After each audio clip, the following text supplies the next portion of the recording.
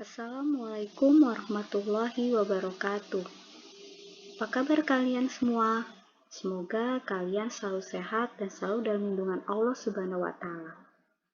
Pada hari ini, materi IPA pertemuan pertama di kelas 8, Ibu akan membahas tentang gerak pada benda.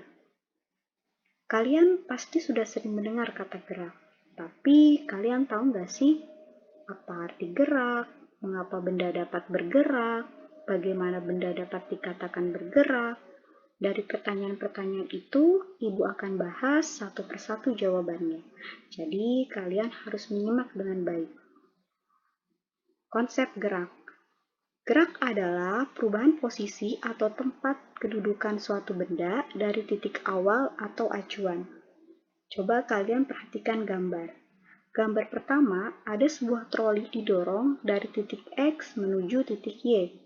Dan di gambar kedua, setelah didorong, troli berada di titik Y. Apakah troli tersebut dapat bergerak?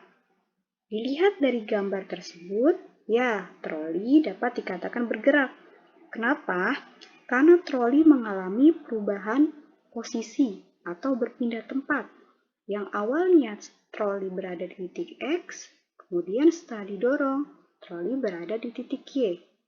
Jadi dapat dikatakan troli bergerak, sehingga kita dapat simpulkan bahwa benda dapat dikatakan bergerak jika mengalami perpindahan atau perubahan posisi terhadap titik awal atau acuan.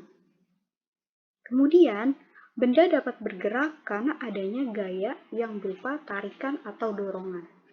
Misalnya, meja yang didorong dan bola yang ditendang mengalami gerak karena adanya gaya yang diberikan.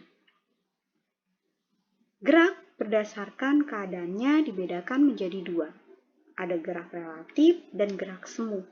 Gerak relatif bergantung dari pengamat yang dijadikan acuan. Contohnya, Ani berada di dalam mobil yang berjalan. Maka ada dua kemungkinan. Ani tidak dikatakan bergerak atau Ani dikatakan bergerak, tergantung pada titik acuannya. Ani tidak dikatakan bergerak terhadap mobil jika titik acuannya berupa mobil. Tapi Ani dikatakan bergerak terhadap pohon atau orang-orang yang di jalan jika titik acuannya berupa pohon atau orang yang di jalan. 2. Gerak semu. Benda yang sebenarnya diam tapi seolah-olah bergerak. Contohnya, pohon-pohon terlihat bergerak bila diamati dari kendaraan yang sedang berjalan. Sebenarnya pohon-pohon tersebut tidak bergerak, tapi ketika berada di dalam kendaraan, kita melihat seolah-olah pohon yang berada di luar terlihat bergerak. Gerak matahari dari timur ke barat, tapi sebenarnya adalah bumi yang berotasi mengelilingi matahari. Gerak berdasarkan lintasannya ada 3, gerak lurus, gerak melingkar, gerak parabola. Gerak lurus lintasannya berupa garis lurus, contohnya gerak jatuh bebas, gerak mobil di jalan tol. Gerak melingkar, gerak yang lintasannya berupa lingkaran, contohnya gerak jarum jam, gerak ban mobil, gerak baling-baling kipas angin. Gerak parabola lintasannya berupa garis lengkung, contohnya gerak bola yang melambung, gerak batu yang dilempar miring ke atas. Cukup sampai di sini pembahasan tentang konsep gerak. Kalian kerjakan soal-soal ini di buku tulis, lalu kirim jawabannya ke Ibu.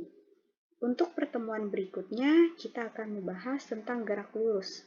Kalian bisa pelajari dulu materinya di buku paket atau LKS, agar kalian bisa sedikit memahami materi tersebut.